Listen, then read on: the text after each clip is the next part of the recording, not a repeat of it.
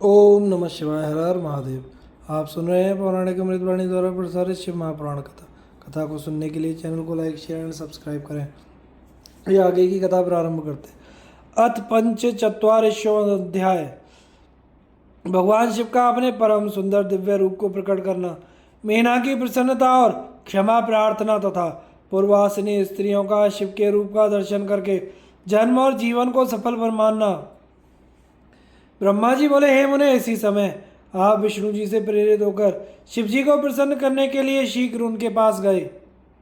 वहां जाकर देव कार्य करने की इच्छा से आपने अनेक प्रकार के स्तोत्रों से स्तुति करके रुद्र को भली भांति समझाया। तब सदाशिव शंभु ने आपकी बात सुनकर अपनी कृपालुता दिखाई और प्रेम पूर्वक अद्भुत दिव्य तथा उत्तम स्वरूप धारण कर लिया। कामदेव से भी अधिक कमनीय लावण्य के परम निधि तथा सुंदर रूप वाले उन शिव को देखकर, हे मुने, आप अत्यंत प्रसन्न हो गए और परमानंद से युक्त हो अनेक प्रकार के स्तोत्रों से उनकी स्तुति कर आप पुनः वहां आए जहाँ मैना सभी लोगों के साथ थी। हे मुने, वहां आकर अत्यंत हर्षित तथा प्रेम युक्त आप हिमालय की पत्नी मेना को हर्षित करते हुए यह वचन कहने लगे। नारद जी बोले, हे विशाल नेत्रों वाली मैंने, आप शिव जी के अत्युत्तम रूप को देखिए। उन्हीं करुणामय शंकर ने यह महती कृपा की है। ब्रह्मा जी बोले, यह बात सुनकर शैल कामिनी मेना विस्मित हो परमानंद प्रदान करने वाले शिव रूप को देखने लगी। वह रूप करोड़ों सूर्य के समान कांतिमान तथा सभी अंगों से सुंदर विचित्र वस्त्र से युक्त, अनेक आभूषणों से अलंकृत, अत्यंत प्रसन्न सुंदर हास्य से युक्त, लावण्य में मन को मोहित करने वाला, गौर आभा वाला, कांति संपन्न, चंद्र रेखा से विभूषित, विष्णु आदि सभी देवताओं से प्रेम पूर्वक सेवित, सिर पर सूर्य तथा चंद्रमा द्वारा लगाए गए छत्र से शोभायमान, अत्यंत शोभामय तथा सभी प्रकार से रमणीय था। आभूषणों से विभूषित उनके वाहन की महाशोभा का तो वर्णन ही नहीं किया जा सकता। गंगा यमुना उन पर चंवर डुला रही थी और आठों सिद्धियां उनके आगे नृत्य कर रही थी। उस समय मेरे तथा शिवजी के साथ विष्णु, इंद्र आदि सभी देवता अपने अपने वेश धारण कर चल रहे थे। महान मोद में भरे हुए तथा अनेक प्रकार के रूपों वाले गण उस समय जय जयकार करते हुए शिवजी के आगे आगे चल रहे थे।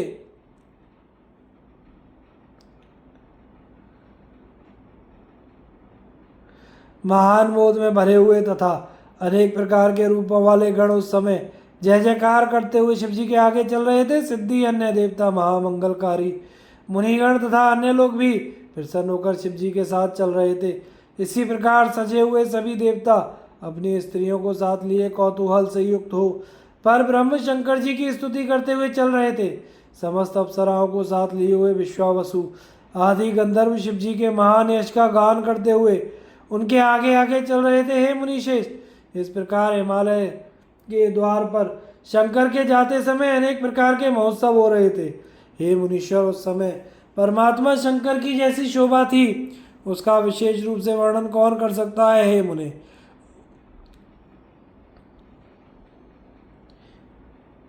उस समय उस प्रकार के रूप वाले उन शिव जी को देखकर मेरा क्षण भर के लिए चित्र लिखित के समान हो गई। उसके बाद वे प्रेम पूर्वक यह वचन कहने लगी। मीना बोली, हे महेशान, मेरी पुत्री धन्य है जिसने कठिन तपस्या की, जिसके प्रभाव से आप यहाँ मेरे घर पधारे हैं। हे शिवा स्वामिन, मैंने पहले जो घोर शिव निंदा की है उसे आप क्षमा कीजिए और अब परम प्रसन्न हो जाइए। ब्रह्मा जी बोले, शैल प्रिय मीना ने इस प्रकार कहकर चंद्रमौली की स्तुति कर अत्यंत लज्जित हो हाथ जोड़कर प्रणाम किया। उसी समय नगर की बहुत सी स्त्रियां अपना सारा काम छोड़कर शिव दर्शन की इच्छा से वहां पहुंच गईं। स्नान करती हुई कोई स्त्री स्नान चूर्ण लिए कौतूहल में भरकर गिरजापति शंकर को देखने के लिए पहुंच गई।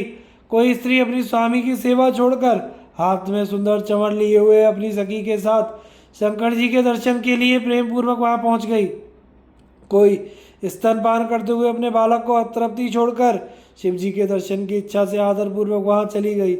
कोई करदनी बांध रही थी, उसे वैसे ही लिए हुए पहुंच गई। कोई विपरीत वस्त्र धारण किए हुए पहुंच गई। कोई स्त्री भोजन के लिए बैठे हुए अपने पति को छोड़कर प्रेम से पार्वती पति को देखने की तृष्णा लिए में भरकर वहां पहुंच गई। कोई स्त्री एक ही आंख में अंजन लगाकर एक हाथ में अंजन और दूसरे हाथ में शलाका लिए हुए हिमालय पुत्री के पति को देखने के लिए चल पड़ी। कोई स्त्री पैरों में महावर लगा रही थी। कोई बाजे का शब्द सुनकर वह उसे वहीं छोड़कर दर्शन के लिए दौड़ पड़ी। इस प्रकार स्त्रियां विविध कार्यों को तथा निवास स्थान को छोड़कर पहुंच गईं। उस समय शिव का रूप देखकर वे मोहित हो गईं। तब शिव दर्शन से हर्षित हुई वे प्रेम से विभोर हो उनकी मूर्ति हृदय में धारण कर परस्पर यह वचन कहने लगी। पूर्ववासिनियां बोली, हिमालयपुरी में रहने वालों के नेत्र सफल हो गए। जिसने इस स्वरूप को देखा आज उसका जन्म सफल हो गया। उसी का जन्म सफल है एवं उसी की क्रियाएं सफल है जिसने संपूर्ण पापों का नाश करने वाले साक्षात शिव का दर्शन किया। पार्वती ने सब कुछ सिद्ध कर लिया जो उसने शिव के लिए तब किया। यह पार्वती शिव को पति रूप में प्राप्त कर धन्य तथा कृतकृत्य हो गई। यदि ब्रह्मा प्रसन्नता पूर्वक शिव की इस जोड़ी को ना मिलाते तो उनका संपूर्ण श्रम व्यर्थ हो जाता। इन्होंने बहुत ठीक किया जो यहाँ उत्तम जोड़ी का संयोग करा दिया। इससे सभी के समस्त कार्यों की सार्थकता हो गई। बिना तपस्या के मनुष्यों को शिवजी का दर्शन दुर्लभ है। आज शिवजी के दर्शन से ये सभी लोग कृतार्थ हो गए। जिस प्रकार पूर्व समय में लक्ष्मी ने नारायण को पति रूप में प्राप्त किया था उसी प्रकार ये पार्वती भी शिव को प्राप्त कर सुशोभित हो गई। जिस प्रकार सरस्वती ने ब्रह्मा को पति रूप में पाया था वैसे ही पार्वती देवी शंकर को प्राप्त कर सुशोभित हो गई। हम सभी स्त्रियां धन्य हैं तथा सभी पुरुष धन्य हैं जो गिरजापति सर्वेश्वर शिव का दर्शन कर रहे हैं। ब्रह्मा जी बोले, हे नारद, ऐसा कहकर उन लोगों ने चंदन एवं अक्षत से शिव जी का पूजन किया और आदर पूर्वक उनके ऊपर लाजा की वर्षा की। उसके अनंतर सभी स्त्रियां उत्सुक होकर मेना के साथ खड़ी रहीं। हिमालय तथा मेना के महान भाग्य की सराहना करने लगी। हे मुने, स्त्रियों के द्वारा कही गई उस प्रकार की शुभ बातों को सुनकर विष्णु आदि सभी देवताओं के साथ प्रभु अत्यंत प्रसन्न हुए। इस प्रकार श्री शिव महापुराण के अंतर्गत द्वितीय रुद्र संहिता के तृतीय पार्वती खंड में शिव के सुंदर स्वरूप और पूर्ववासियों के उत्सव का वर्णन नामक 45वां अध्याय पूर्ण हुआ। अथ षट्चत्वारिंशो अध्याय। नगर में बारातियों का प्रवेश, द्वाराचार तथा पार्वती द्वारा कुल देवता का पूजन। ब्रह्मा जी बोले, तदनंतर शिवजी प्रसन्नचित होकर अपने गणों, देवताओं, दूतों तथा अन्य सभी लोगों के साथ कुतूहल पूर्वक हिमालय के घर गए। हिमालय की श्रेष्ठ प्रिया मेना ने भी सभी स्त्रियों के साथ उठकर अपने घर के अंदर गईं। इसके बाद वे सती शिवजी की आरती के लिए हाथ में दीपक लेकर सभी ऋषियों की स्त्रियों को साथ लेकर आदरपूर्वक द्वार पर आईं। वहां मेना ने द्वार पर आए हुए सभी देवताओं से सेवित गिरजापति महेश्वर शिव को बड़े प्रेम से देखा। सुंदर चंपक पुष्प के वर्ण के समान आभा वाले, 5 मुख वाले, 3 नेत्र वाले, मंद मुस्कान तथा प्रसन्नता युक्त मुख वाले, रत्न तथा स्वर्ण से जटित शोभित, मालती की माला से युक्त, उत्तम रत्नों से जटित, मुकुट से प्रकाशित, गले में सुंदर हार धारण किए हुए, सुंदर कंगन बाजूबंद से सुशोभित, अग्नि के समान दैदीप्यमान, अनुपम, अत्यंत सूक्ष्म, मनोहर, बहुमूल्य तथा विचित्र युग्म वस्त्र धारण किए हुए, चंदन, अगरू, कस्तूरी तथा सुंदर कुमकुम के लेप से शोभित, हाथ में रत्नमय दर्पण लिए हुए, कज्जल के कारण कांतिमान नेत्र वाले, संपूर्ण प्रभा से आच्छन्न, अत्यंत मनोहर, पूर्ण यौवन वाले, रम्य सजे हुए अंगों से विभूषित स्त्रियों को सुंदर लगने वाले, व्यग्रता से रहित, करोड़ों चंद्रमा के समान मुख कमल वाले, करोड़ों कामदेव से अधिक शारीरिक की छवि वाले तथा सर्वांग सुंदर। इस प्रकार अपने जमाता सुंदर देव प्रभु शिव को अपने आगे स्थित देखकर मेना ने अपना शोक त्याग दिया और वे आनंद में भर गईं। वे अपना भाग्य, गिरजा तथा पर्वत के कुल की प्रशंसा करने लगी। उन्होंने अपने को कृतार्थ माना और वे बार बार प्रसन्न होने लगी। तब वे सती मेना प्रसन्न मुख होकर आरती करने लगी और आनंद पूर्वक उन्हें देखने लगी। वे मेना गिरजा की कही हुई बात का स्मरण करके विस्मित हो गई। उनका मुख कमल हर्ष के कारण खिल उठा और वे अपने मन में कहने लगी, उस पार्वती ने मुझसे पूर्व में जो कहा था, मैं तो उससे भी अधिक सौंदर्य परमेश्वर को देख रही हूँ। इस समय महेश्वर का सौंदर्य तो वर्णन से परे है। इस प्रकार बस में तो ही मैना अपने घर के भीतर गई। युवतियां प्रशंसा करने लगेंगी, गिरजा धन्य है, धन्य है। कुछ कन्या ने तो यह कहा कि ये साक्षात भगवती दुर्गा है। कुछ कन्या तो इस प्रकार कहने लगी कि गिरजा धन्य है जो इन्हें मनोहर पति प्राप्त हुआ। हम लोगों ने तो इस प्रकार के मनोहर वर का दर्शन ही नहीं किया है। उस समय श्रेष्ठ गंधर्व गाने लगे, अप्सराएं नृत्य करने लगी। सभी देवता शंकर जी के रूप को देखकर अत्यंत हर्षित हो गए। बाजा बजाने वाले अनेक प्रकार के कौशल से मधुर ध्वनि में आदर पूर्वक अनेक प्रकार के वाद्य बजाने लगे। इसके बाद हिमालय ने भी प्रसन्न होकर द्वाराचार किया। मीना ने भी आनंदित होकर सभी स्त्रियों के साथ महोत्सव पूर्वक परिशन किया। फिर वे अपने घर चली गई। इसके बाद शिवजी भी अपने गणों और देवताओं के साथ निर्दिष्ट स्थान पर चले गए। इसी बीच हिमालय के अंतःपुर की परिचारिकाएं दुर्गा को साथ लेकर कुल देवता की पूजा करने के लिए बाहर गई। वहां पर देवताओं ने प्रेम पूर्वक अपलक दृष्टि से नीलंजन के समान वर्ण वाली अपने अंगों से विभूषित शिवजी द्वारा आदृत 3 नेत्रों वाली, शिवजी के अतिरिक्त अन्य के ऊपर से हटे हुए नेत्र वाली, मंद मंद हास्युक्त तथा प्रसन्न मुखमंडल वाली, कटाक्षयुक्त मनोहर सुंदर केश पाश वाली, सुंदर पत्र रचना से शोभित कस्तूरी बिंदु सहित सिंदूर बिंदु से सुशोभित वक्ष स्थल पर श्रेष्ठ रत्नों के हार से सुशोभित रत्न निर्मित बाजूबंद धारण करने वाली, रत्नमय कंकणों से मंडित श्रेष्ठ रत्नों के कुंडलों से प्रकाशित सुंदर कपोल वाली, मणि एवं रत्नों की कांति को फीकी कर देने वाली, दंत पंक्ति से सुशोभित मनोहर बिंब फल के समान अधरोष्ट वाली, रत्नों के यावक महावर से युक्त, हाथ में रत्नमय दर्पण धारण की हुई, क्रीड़ा के लिए कमल से विभूषित, चंदन अगरू कस्तूरी तथा कुमकुम के लेप से सुशोभित, मधुर शब्द करते हुए घुंघरुओं से युक्त चरणों वाली तथा रक्तवर्ण के पाद तल से शोभित उन देवी को देखा। उस समय सभी देवता आदि ने जगत की आदि स्वरूपा तथा जगत को उत्पन्न करने वाली देवी को देखकर भक्ति युक्त हो सिर झुकाकर मीना सहित उन्हें प्रणाम किया। त्रिनेत्र शंकर ने भी उन्हें अपने नेत्र के कोण से देखा और सती के रूप को देखकर विरह ज्वर को त्याग दिया। शिवा पर टिकाए हुए नेत्र वाले शिव सब कुछ भूल गए। गौरी को देखने से हर्ष के कारण उनके सभी अंग पुलकित हो उठे। इस प्रकार काली ने नगर के बाहर जाकर कुलदेवी का पूजन कर द्विज पत्नियों के साथ अपने पिता के रम्य घर में प्रवेश किया। शंकर जी भी देवताओं तथा ब्रह्मा विष्णु के साथ हिमालय के द्वारा निर्दिष्ट अपने स्थान पर प्रसन्नता पूर्वक चले गए। वहां पर सभी लोग गिरीश के द्वारा नाना प्रकार की संपत्ति से सम्मानित होकर शंकर जी की सेवा करते हुए सुखपूर्वक ठहर गए। इस प्रकार श्री शिव महापुराण के अंतर्गत द्वितीय रुद्र संहिता के तृतीय पार्वती खंड में वर के आगमन आदि वर्णन नामक 46वां अध्याय पूर्ण हुआ। अथ सप्तचत्वारिंशो अध्याय पाणी ग्रहण के लिए हिमालय के घर शिव के गमनोत्सव का वर्णन। ब्रह्मा जी बोले, तदनंतर शैलराज ने प्रसन्नता पूर्वक बड़े उत्साह से वेद मंत्रों द्वारा शिवा एवं शिव जी का उपनयन संस्कार किया। तदनंतर विष्णु आदि देवताओं एवं मुनियों ने हिमालय के द्वारा प्रार्थना किए जाने पर उनके घर के भीतर प्रवेश किया। उन लोगों ने लोक तथा वेद रीति को यथार्थ रूप से संपन्न कर शिव के द्वारा दिए गए आभूषणों से पार्वती को अलंकृत किया।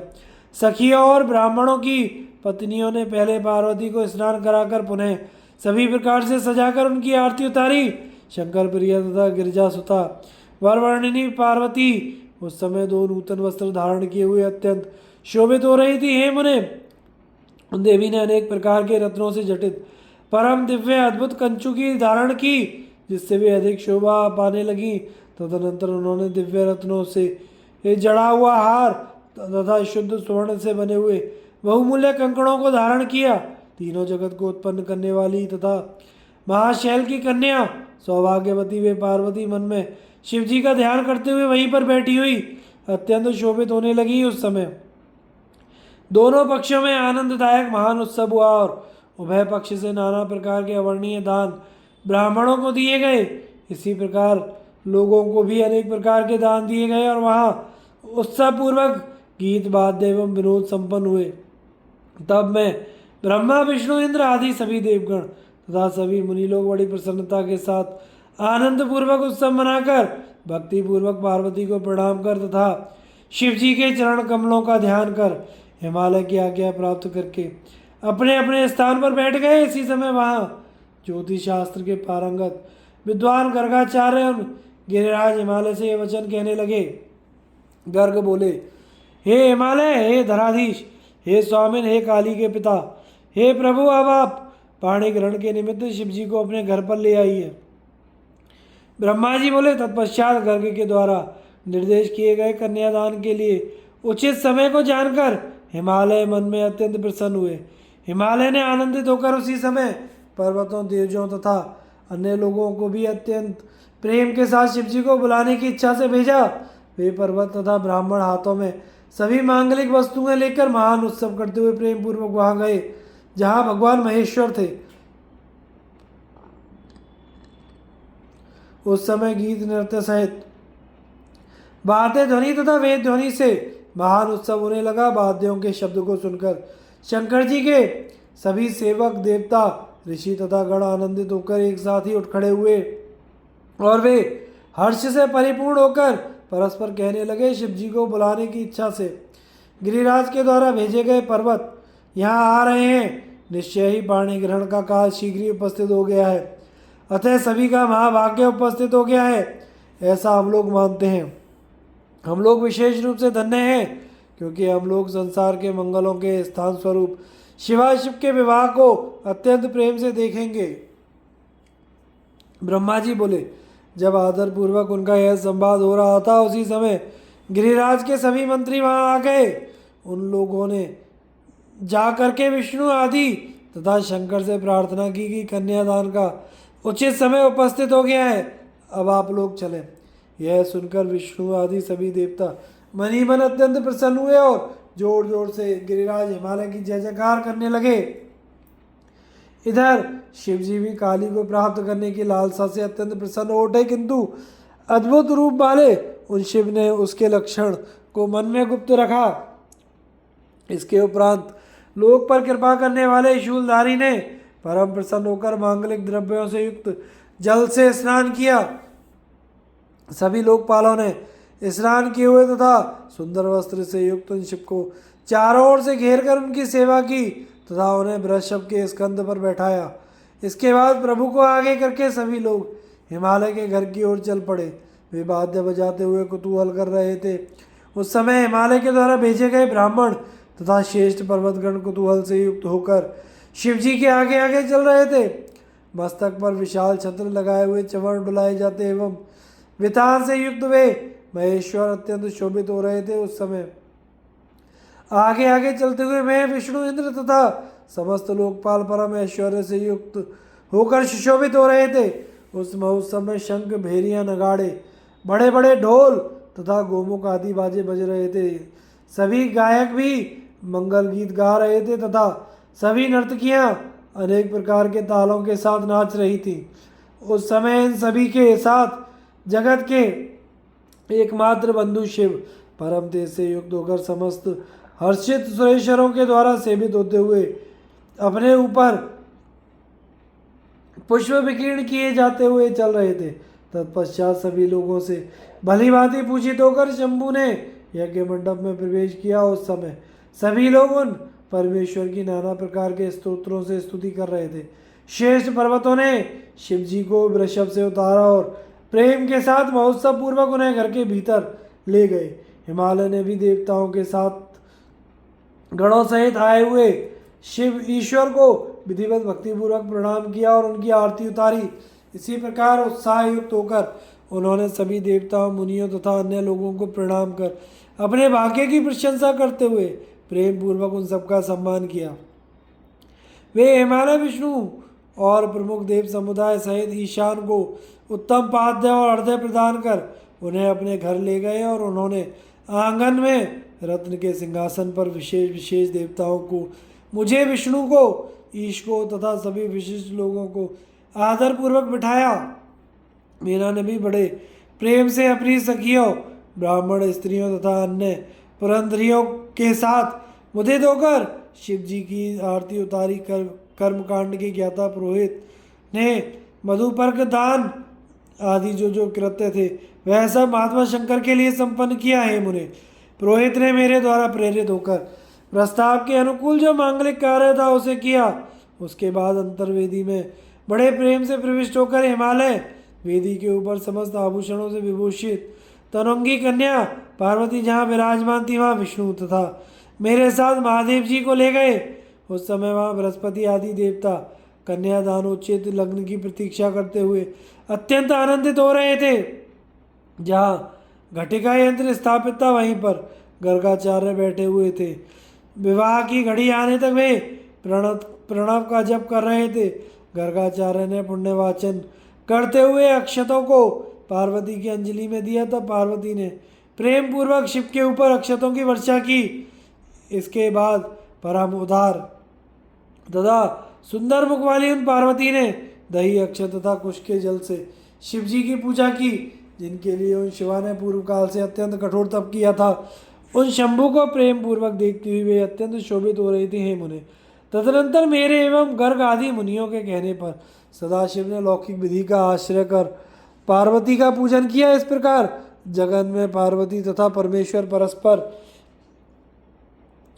एक दूसरे का सत्कार करते हुए परम शोभा को प्राप्त हो रहे थे। लक्ष्मी आदि देवियों ने त्रैलोक्य की शोभा से समन्वित होकर एक दूसरे की ओर देखते हुए उन दोनों की विशेष रूप से आरती उतारी।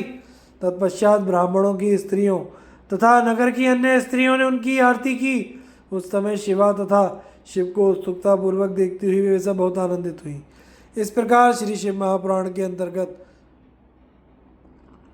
द्वितीय रुद्र संहिता के तृतीय पार्वती खंड में हिमालय के घर शिव के गमनोत्सव वर्णन नामक 47वां अध्याय पूर्ण हुआ। आगे की कथा का प्रसारण हम अगले भाग में करेंगे। कथा को सुनते रहिए, चैनल को लाइक शेयर सब्सक्राइब कीजिए। हर हर महादेव।